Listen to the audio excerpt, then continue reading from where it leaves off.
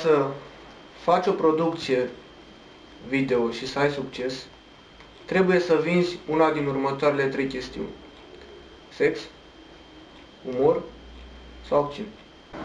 Nu există un punct de hotar, dincolo de care să putem spune, de acum nu mai suntem tineri. Mie personal îmi plac afacerile foarte mult pentru că îmi dau posibilitatea ca și alții să lucreze cu scop pe care vreau eu. Nu știu, ne gândim să mergem într-o excursie, în copilărie nu putem, suntem mici, părinții ne lasă, în tinerețe suntem deja adolescenți, avem propriile noastre decizii, le luăm, mai și greșim. În anii interbelice, adică între război și în anii 1970, dispozitivele de acest gen se foloseau doar în laboratoare și erau câte o cameră. Și astăzi s-au micșorat în mărimi, cum puteți vedea și pe masă.